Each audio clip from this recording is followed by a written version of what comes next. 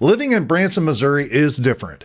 No, it has nothing to do with it being a historic entertainment capital in the middle of rural America, but it does have everything to do with living in the Ozark Mountains. I've lived in the Appalachian Mountains of Pennsylvania, the humid heat of southern Georgia, the coastal towns of Myrtle Beach, South Carolina on the East Coast, and Santa Monica, California on the West Coast. I've lived in the Midwest and the Southwest, and I've spent years of my life in Seattle, Washington, and Lake Charles, Louisiana. And through it all, I can say the Ozark Mountains are different. And as beautiful as they are, there's something mysterious about the region. Today, we are going to discuss some of those mysteries with my guest, Josh Heston, as we explore the topic for some of the legendary creatures that supposedly exist in the Ozarks. That's right, we're talking about the Missouri Monster, Bigfoot, and the Ozark Howler. It's going to get interesting, so let's dive in.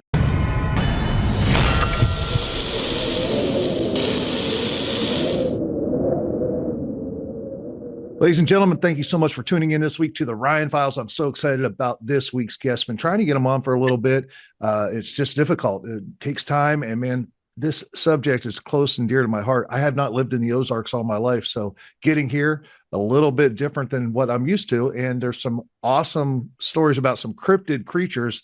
That's why I'm bringing on this week's guest, Mr. Josh Heston, to talk about them. Thank you so much for joining the Ryan Files. Oh, thank you, Ryan. I appreciate it. Awesome. So you work with the stateoftheozarks.net. That's your website, but that's a magazine here in the Ozarks. You're kind of got your hand on a lot of different things in this area. Tell us a little bit about it. State of the Ozarks began as an online magazine in 2007. I'm the founder. And of course, all of the articles and everything that is there is free public access. And then beginning in 2016, we switched over to a member-driven format. So I work with a lot of member businesses in the Ozarks, particularly in the Taney County, Stone County, Christian County areas, and partner with them. And so we work essentially to build community through the umbrella of preservation and celebration of Ozarks culture. As a result of that, of course, I'm home based in Hollister, Missouri, right across the bridge from Branson. And as a result of that, really stepped into the role of essentially events creator for a number of events. We traditionally have hosted in Hollister the First Friday Art Walk in Hollister. We've hosted an event called Writers Artist Night that we do once a year. We host Hollister Farmers Market. And then our big event of the year is State of the Ozarks Fest. It is a 90-plus vendor one-day festival on historic Downing Street in September. Been doing that for 7 years. This year, we got somewhere between 5,000 and 6,000 people at the event, and had around 90 vendor booths at that. That's awesome, man. Like I said, I'm not from this area, so I've been really getting into it though over the past couple of years, especially with the Ryan Files. I just did a episode about Melva, Missouri, and whatnot, and there's one coming up about Murder Rocks and Alf Bolin and all that. There's such a really cool history to this place that I don't know. Ever since I really started diving into it, I'm kind of really happy I'm here, The more that you dig into Ozarks culture, the more that you find. And I've been doing this since 2007, and I've written over 400 articles myself. Most of those are published on State of the Ozarks. I have 2 books under my name, and at the same time, I have scratched 1% of the surface of the stories that are here. Yeah, man, it's pretty incredible. But some of the stories that are really intriguing to me, and you don't find a lot of, what do you call it?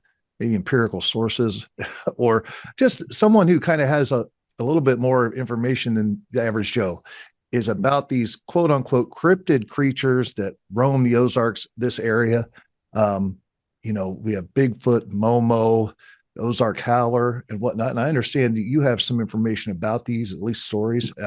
Love to get into it and talk about what you know about these creatures. Absolutely. Yeah. Pretty much where do you want to start? Because there's plenty of directions we can go.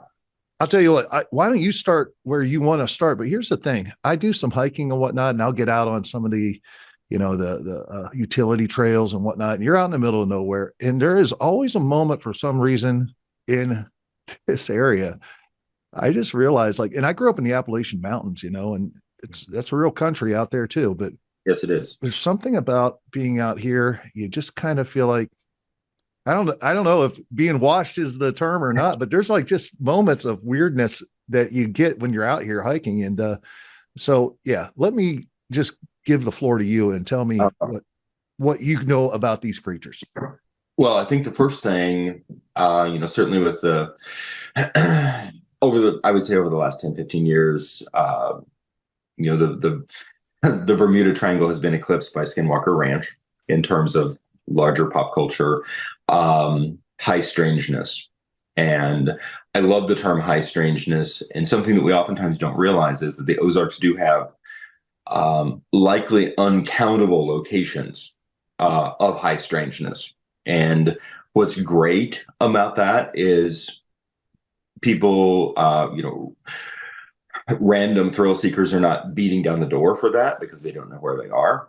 But the other two sides of that is that on one sense, you could inadvertently get a golf course built over the top of one and not realize it. And also, just as you said, when you are out hiking, when you are out in the wilderness, there will be points that you're going, this is a very strange spot. But there may not be any documentation on it. And so sometimes that can lead to dead ends. Sometimes that can lead to just frustration in the sense of going, I think there's something here, but I don't know what it is. And so doing this kind of research away from sort of pop culture references is first and foremost very interesting. And I began my work in terms of paranormal investigation primarily as a folklorist, studying folklore and studying history and studying people groups. I have had a lifelong interest in the weird, and so much so that it's something that my family has just learned to put up with since I was a kid. I can relate. And sometimes make jokes about it, which is fine. And but the Ozarks have long been regarded as different, and that's there are many things that can contribute to that. At the same time, there's no individual thing that you can point to and say, oh, this is here and it's nowhere else. It is oftentimes something that you see is it's first of all, it's a crossroads. And from a conjure perspective, we understand, or if you're into blues, you understand that crossroads have certain potency, and the Ozarks in and of themselves are a crossroads and have been with people groups since certainly before our recorded history there. And so there's a lot of very steeped mysticism in that. And of course, there are a lot of tales. And then there are also empirical and objective experiences and sightings, which don't always make sense. And some of them fit tidily into things like a Bigfoot sighting, and then some things don't. And then some things, and the Ozark Howler is one of them, that there are a lot of factors, and then there are a lot of essentially cultural input points to create the Howler. And the Howler, for a long time, the Howler was my personal nemesis because I would constantly be asked about the Howler, and there's just so many directions you can go with that. The basic concept of the Ozark Howler as an existent cryptid, from my perspective, is fictional, but there are lots of things that aren't fictional that are tying into that. Right. Yeah, that's what you find, right? You find all these things where there's bits of truth around something.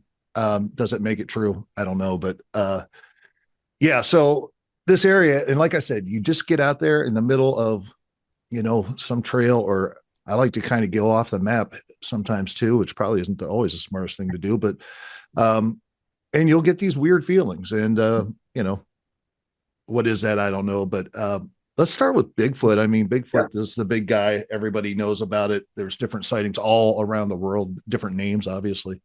Um, but it's very interesting. The concept of Bigfoot. I listened to another podcast, Friends, Blurry Creatures, and that was their stepping off point where they started. It was basically a Bigfoot podcast. So it's very interesting. Tell me what you know about Bigfoot in the Ozarks and the surrounding area of Branson and Hollister. Absolutely. And the thing that I think is particularly interesting, I mean, so much of the Bigfoot lore we essentially know. It's been, Bigfoot is a figure that's just exists within pop culture at this point. You see his plywood silhouette, and it's Bigfoot. Of course, there's a lot of argument about the fact, and of course, you see this with cryptozoology across the board. If these creatures were corporeal, if they weren't imaginary, if they weren't whatever, we'd have one by now. We would have gotten a body or a sample or something. And of course, we don't, or at least we don't to our knowledge. But and then that, of course, can lead you down the trail into things like Native American mysticism and various ideas about that, which I tend to ascribe to. But a number of Bigfoot sightings, interestingly enough, in and around in the immediate Taney County area. I'm over here in Hollister.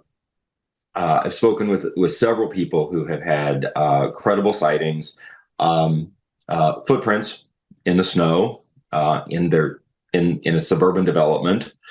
Wow. On the over here on the east side of Taney Como, and a couple down on 86 that stopped in the middle of the road and called the cops because something resembling Bigfoot walked in front of their car while they were driving. And these are reasonably credible sources, and it's surprising in concept because, I mean, Taney County has 55,000 people in the county. In more urban areas, that's a drop in the bucket, but it's not like, we're in a horribly isolated area. We've got millions of tourists. We've got Highway 65. We've got plenty of people coming and going. We've got suburban developments. We've got gas stations and grocery stores. And yet, a few hundred yards away from some of these locations, you are getting first or second person reports on sightings, and the reports are it's Bigfoot. Right. Right. And, Bigfoot's not, there's certain things that you could say, especially like four-legged creatures. Well, maybe that's a bear, maybe it's whatever. But Bigfoot is bipedal, and there's not a lot of bipedal things out there other than humans, so it's kind of got a distinct look to it, right? Yes, it does. I mean, you're talking about a 6 to 8 foot man ape. Yeah. Uh, and I've talked with a number of people. This is moving out of the Branson area, but for people in Oklahoma who've had very credible experiences and sightings. Same thing in the eastern Ozarks, eastern Missouri Ozarks, around past Shannon County, over into those regions. There are certainly enough sightings and experiences for me, certainly, even as an objective journalist, to say people are experiencing something, Right. and it's something that is consistent with Bigfoot sightings, and it is also individuals that I'm not thinking that there's a credibility factor Right. there to say that these things are happening. And then of course you have to begin to break down the process of what and why and how, what are the best theories that are available, particularly in terms of the lack of physical evidence, because of course that's the frustrating thing. Right. And the reason it is cryptozoology, and they are cryptids, and we're not reading about them in a biology textbook because they seem to be there and then they're not. Right. And of course, I think with a lot of Native American just lore and whatnot, these sound like they could possibly be, for lack of a better term, like almost interdimensional. Yeah. And therefore have the ability to slip in and out of our space time, and that's why we haven't captured one, or you don't see them all the time. It is funny, some of the film that you see that kind of hasn't been debunked, but they usually have this like little shimmer around them. It's interesting. It is interesting. Yeah. And so, what's your thoughts on all that? I think, realistically, it is very fair. First of all, conceptually, to move into that arena of thought, I do think of most of these Bigfoot experiences as having for again, as you said, like a lack of a better term, an interdimensional quality. Many of the people who there seems to be, several key points, and of course, these are for people who are familiar with Bigfoot lore in other areas outside of the Ozarks. They'll recognize the similarity. But those are, first of all, oftentimes they smell bad. That's a consistent report that I've gotten. But then you're also looking at some weird aspects, or some aspects of high strangeness. Right. The sense that people, the person reporting the sighting will say, I felt like there was a telepathic link. I felt like they were in my head, or I was understanding that they were seeing me in specific ways. I knew that it wasn't a bear. I knew that it wasn't an ape. I knew it wasn't a gorilla. There was something extraordinarily different, but something that was very difficult for the reportee to explain, because it was outside of your traditional. Outside of the traditional elements, outside of the traditional senses. And something that we as quote unquote secular modernists really struggle with is we think that everything has to fit into a box. Right. And something that that we think that if it doesn't fit in our boxes, it either doesn't exist or it's primitive. And we don't. And the truth is that whether you look at ancient European shamanic people group societies, or you look at Native American people group societies, or other regions, these very, very old cultures had very sophisticated ways of understanding the world, particularly what we would classify as the supernatural, the paranormal, or the interdimensional. And they seem to struggle from a shamanic perspective and from a medicine man perspective, from a people's perspective. They seem to struggle a lot less with this concept. I remember ages ago it was a program about Bigfoot, but they had interviewed a woman from a Native American group in the Pacific Northwest, and she said, they were there when I was growing up. They were across the river, and they were there, and sometimes they weren't. And then they were. And she said, and the thing that really struck me about that was that she said it so matter-of-factly. Our perspective is, well, we've got to figure this out. Which box is it in? Is it this? Is it that? Is it something else? And there was something really beautiful about the fact that it just, matter-of-factly going, it is.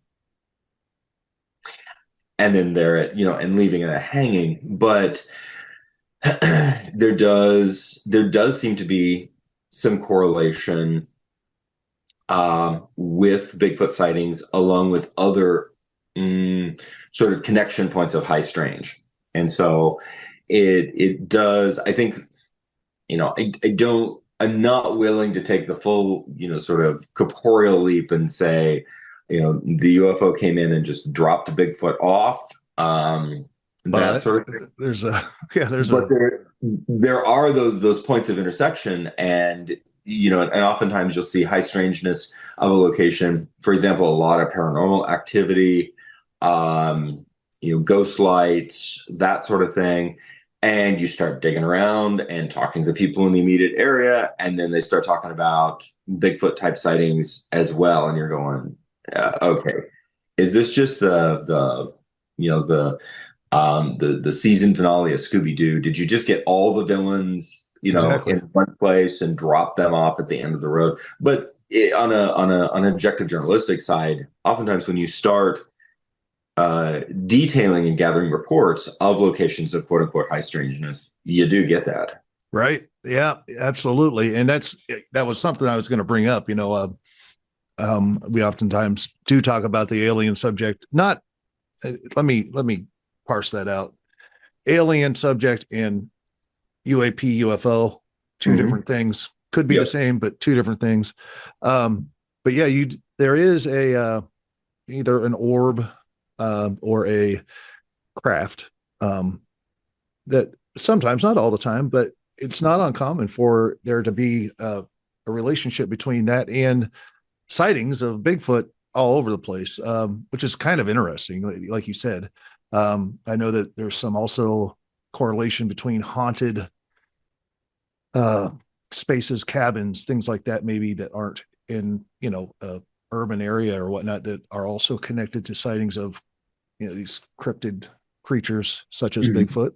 It's very Mhm. interesting how it all seems like there's some connecting tissue, although maybe not the stuff that we're looking into specifically. And I do love the fact that sometimes things have their own box that we can't Mhm. just, parse with, you can't, it's like seeing infrared versus our colors, it's still in the visible, it's not in the visible range, but it's still color, it's still light.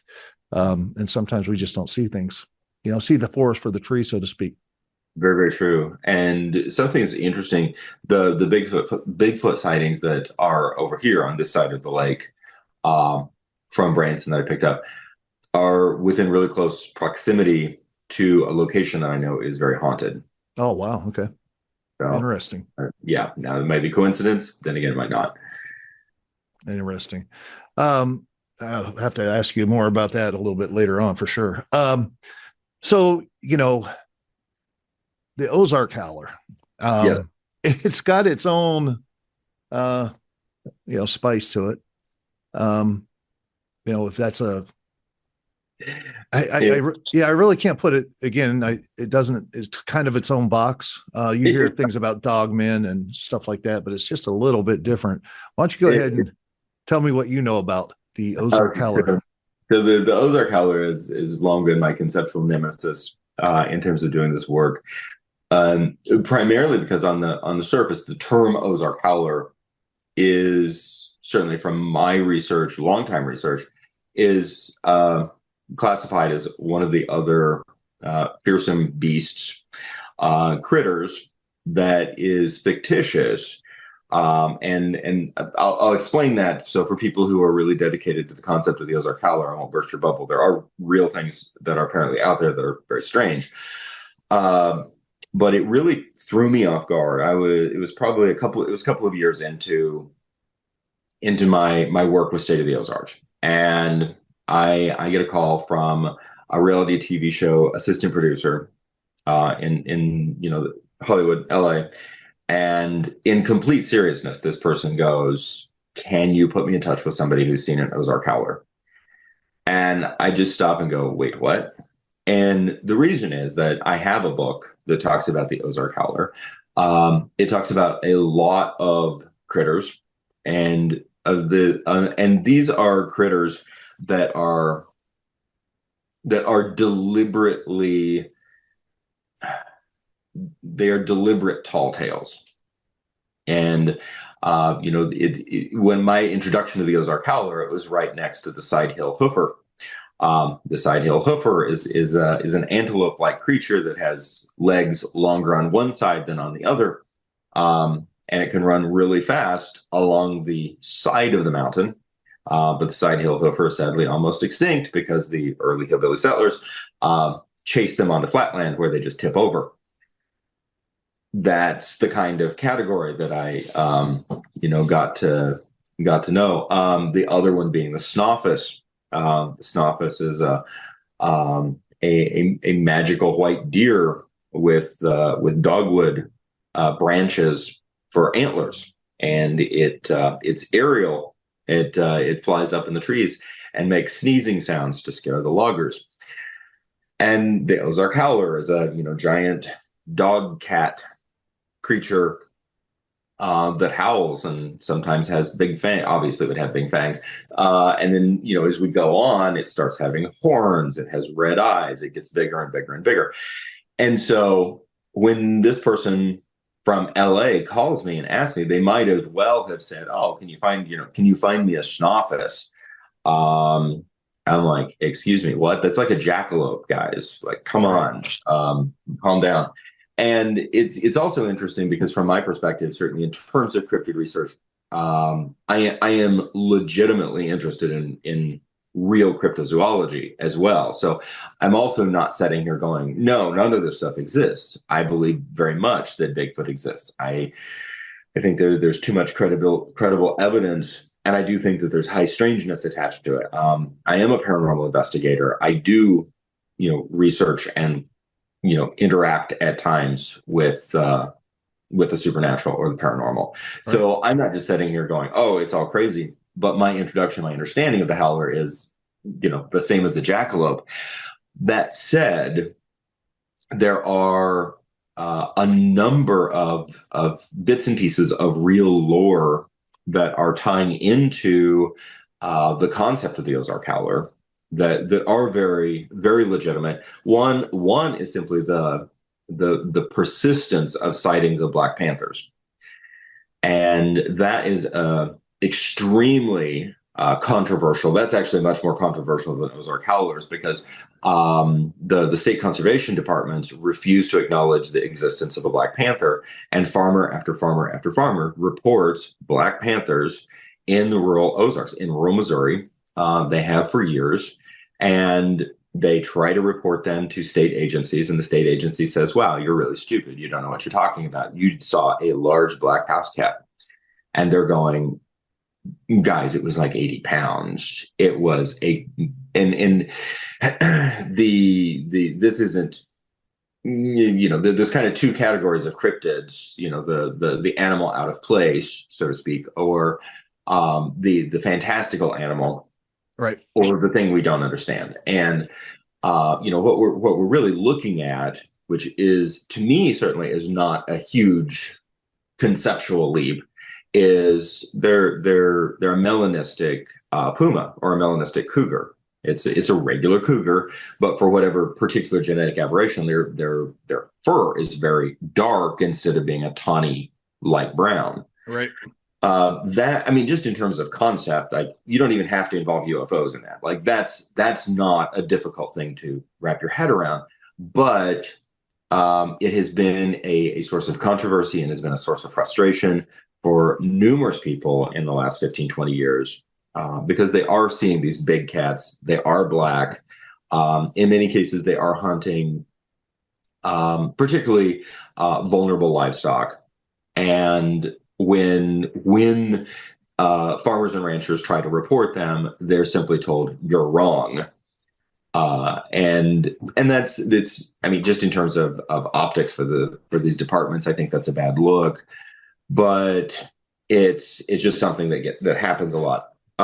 Certainly the story, and when you go back to early white settlement in the Ozarks, you're constantly dealing with the fact that the predators, the large apex predators in North America at early white settlement, were not nearly as afraid of the settlers as animals are afraid of us today. Right. And you see consistent reports of cougar attacks, and other types, big snakes, reported, of course, in Appalachia, and in the Ozarks region. Even my mom in the 1940s had experiences with extremely large snakes. I have stories of from my great grandparents moving into early settlement in southern Iowa and encountering really it was a massive snake. It was probably a bull snake, but it had had plenty to eat and many, many years to exist unmolested by technology. Yeah. And it was terrifying. And so, because it was giant. And so these types of things are definitely contributive. And then one of the things that's very interesting, then there are two other aspects that I think can feed into some core elements for the Ozark Howler. One, when you look at the folklore, in folklore rapidly, once you start digging into it, rapidly moves over into cosmology of the Anglo-Saxons. And these are Germanic people that certainly throughout English lore, as well as other areas of Northern Europe, you have these stories of these huge black dogs, these huge, and they are considered to be supernatural beings. They are considered omens of death. They are not something you want to see. Right. And we have too many stories about that to not take them into consideration. Vance Randolph, of course, is our resident patron saint of Ozarks anthropology. Recorded a number of stories of, and this is falling off of it, but booger dogs and booger cats. And in both of these, we're talking about extremely large spectral dogs. We're talking about shape-shifting, very large black shape-shifting cats. Yeah. And the shape-shifting cats are particularly associated with witchcraft.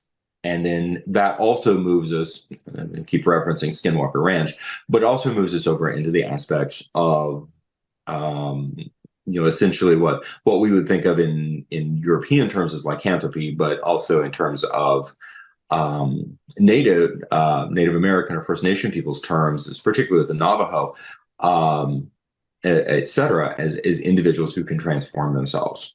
And that one, the one that has been really interesting for me in that regard, and I think it does contribute to aspects of the Howler potentially, is that I remember sitting down with an interview and talking with someone who was very credible, who started talking about shape-shifting skinwalkers in the most matter-of-fact way that they possibly could. And they were in the American Southwest. They were not around here. They originated. They weren't Ozark originally. And they're simply talking about, you don't go to this location because that's where they come together. That's where the clan comes together. And the idea that, sometimes individuals, skinwalker people, shift, simply because it's the simplest way to get to town. Because as a skinwalker, they can run at 60 miles an hour. And so they can shift and then run all night and then be at a town,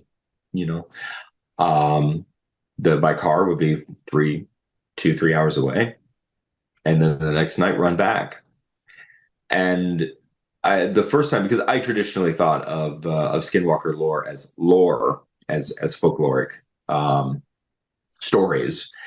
And then I'm sitting there with that interview sitting across the table, this person is serious. Yeah. This person is talking very matter of fact. And that really starts to shift the worldview.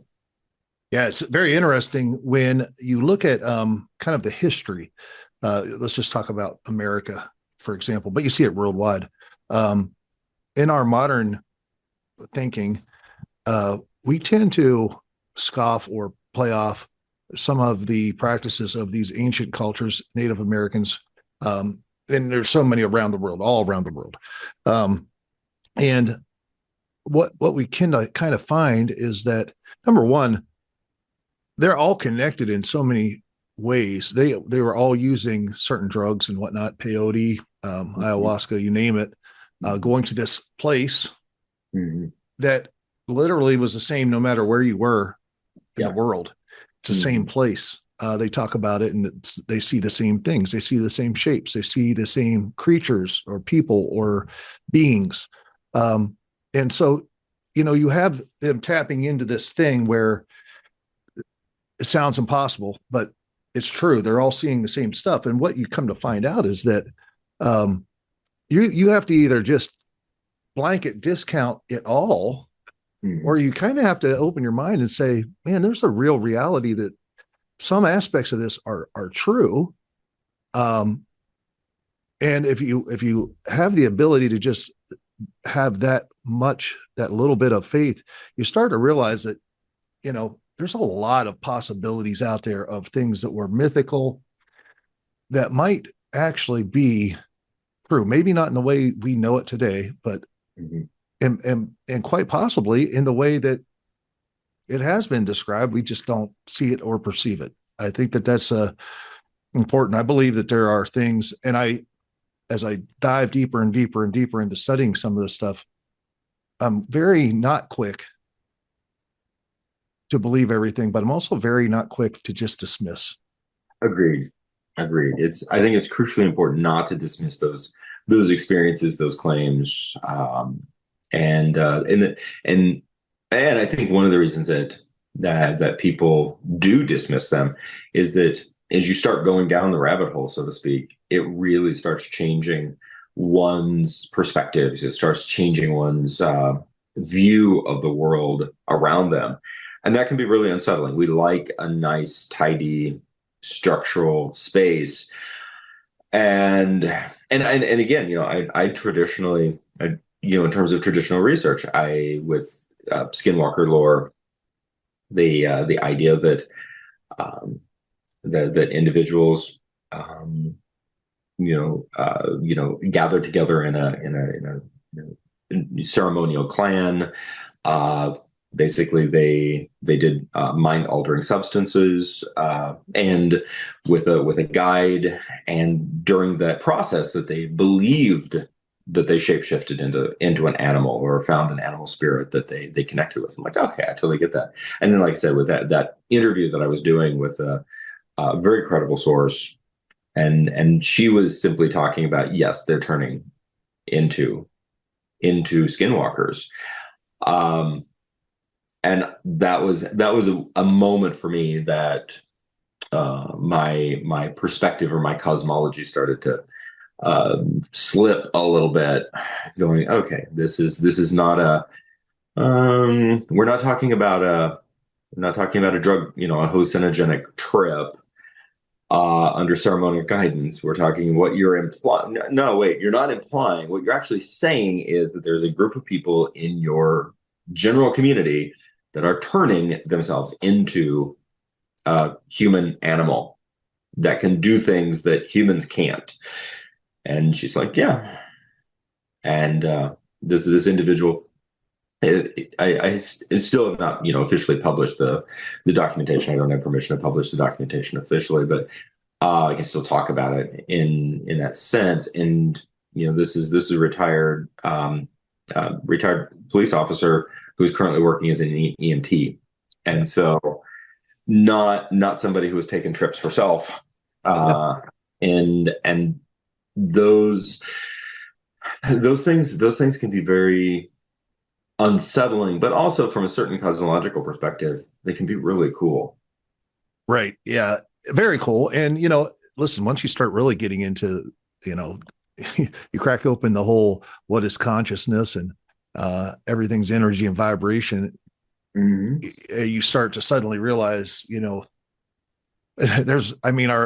for crying out loud, the U.S. military has invested a lot of time, energy, and effort into this. Yes, they have.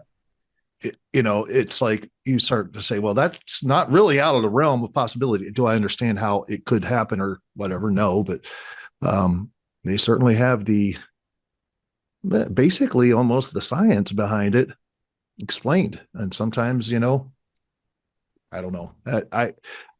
Like I said, sometimes things are hard to believe, and sometimes, though, I'm not going to be quick to discount, because I've seen some weird stuff in my life, no doubt about it. Absolutely. And and I think something that is often overlooked, again, here in the Ozarks, is there are a lot of those crossroad moments in the Ozarks, in Missouri, Arkansas, Oklahoma. And one of the things that I'm always interested in doing is cross-referencing in terms of particularly Osage and Cherokee, but other First Nation or Native American groups that regarded particular locations as key. Joplin Spooklight is an area of high strangeness, Lots and lots of weird stuff around there. The fact that Devil's Promenade is right immediately, almost immediately adjacent to Spooklight Road is fascinating to me, and there's a lot of weird stuff in that area. Yeah. Well, that's yeah. It's kind of it's like when you get into other things too. You get into ley lines and you get into this energy grids of the earth and whatnot, and you see a lot of stuff happening in these certain areas. So it's all kind of interesting to me. Also, obviously, in the Ozarks, you've got the granite with the quartz crystals in it that can do Yes. all kinds of things, from vibration to energy to electricity, you name it. It is, when you're dealing, we've got a couple, and Murder Rock is one of those granite outcroppings. They're geologically speaking, those are really deeply fascinating. When you get over into the St. Francois Mountains over by Farmington, you are dealing with a lot of that particular igneous rock granite energy, and it is interesting. It could easily just be a point of cross reference. But the 1973 Piedmont, Missouri UFO sightings in February, March, and April of 1973 in that region are really interesting because it was substantial and it was very well documented. And you are dealing with an area of a lot of granite and potentially, and I do believe that the rock has a lot of energy, and different types of rock have a lot of different types of energies. And so it is fascinating to look at that. A lot of this area, Murder Rock and the Elephant Rocks out at Drury Mincy Conservation Area notwithstanding, we're on a huge bed of karst limestone, and it is very dense in quartz crystal. And quartz crystal, we know quartz vibrates at specific energies that has certain properties, certain energetic properties, and that's scientific. That's proven. That's not woo woo hypothetical. But there are a lot. There's a lot of lore, and of course karst limestone lends itself to cave development over the millennia. And the Ozarks are riddled with more caves than we know what to do with, which Right. has its own sort of lore and energy and dark aspects of that. And then you also deal with the fact that in a number of locations, large buildings were made out of blocks of quartz limestone that was quarried. And some of those locations do seem to have a lot of paranormal activity. And there is a running theory that the quartz limestone, enough quartz limestone in an area, amplifies paranormal activity. And two locations that certainly are well known in the region. One is the Pythian Castle in Springfield, and it's made out of quartz limestone. It's from the early 20th century, and has a great storied past of paranormal incidents at it. And the other is of course everybody's favorite, most haunted hotel in the United States, which is the Crescent Hotel in Eureka Springs, and it's quartz limestone as well.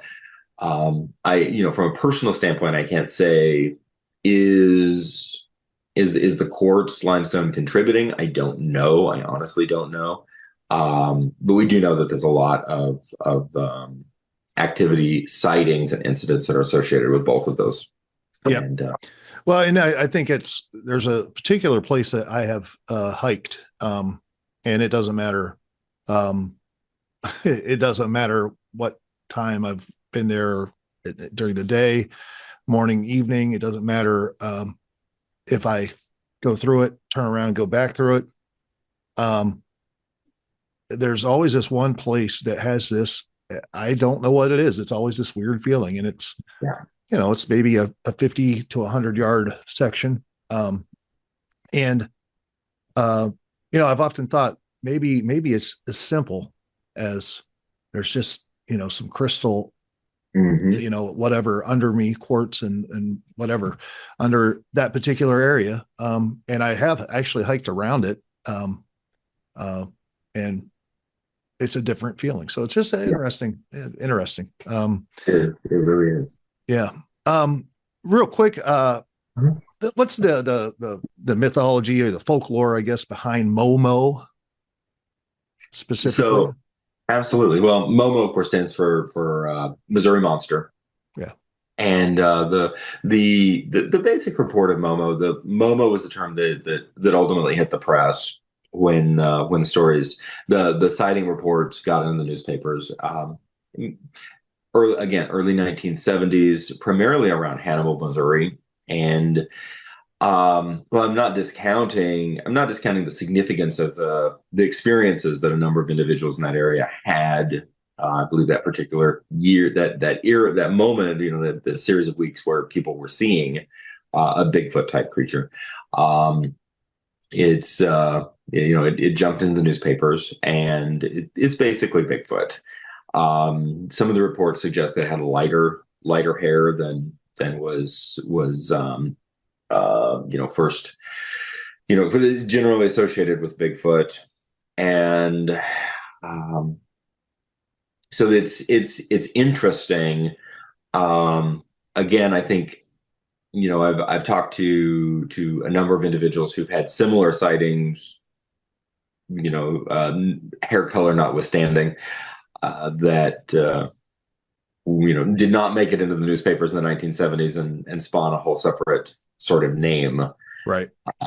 But to me, I classify Bigfoot as or Momo as a Bigfoot incident that got a little bit of a different take in mass media. All right. And it had its own branding. You can't go wrong with that, right? Yeah. Yeah. The Department of Tourism in Missouri was very, let's call it Momo. It sounds good. Yeah. We make T-shirts. It'll be amazing.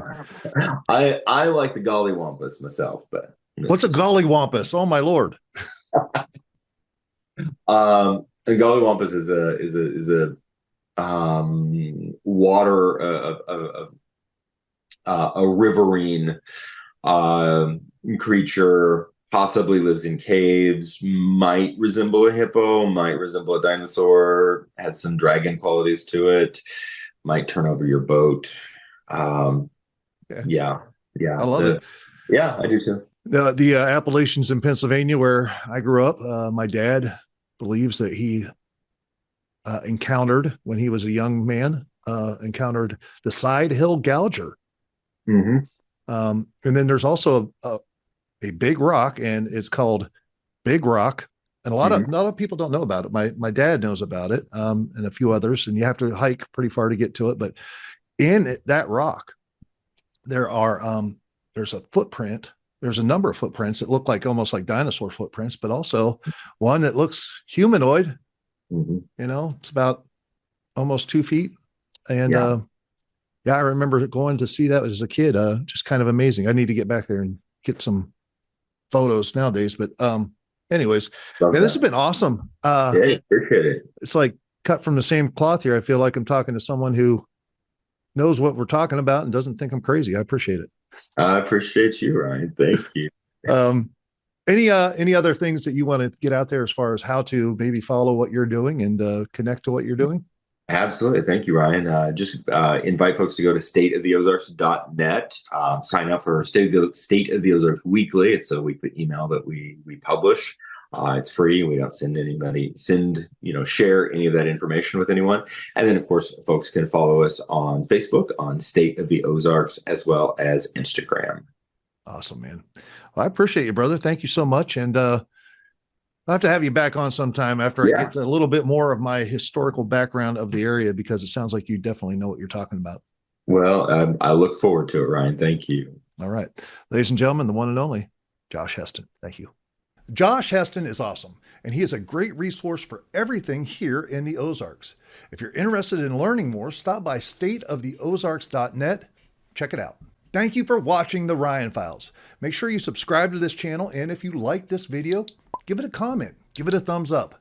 Also stop by theryanfiles.com, and finally, check out my other new channel, ETA Files, where every week I interview another person from the Elvis tribute artist world. You folks are amazing, be kind, and stay curious, and I will see you right here next week on the Ryan Files. Are you not curious?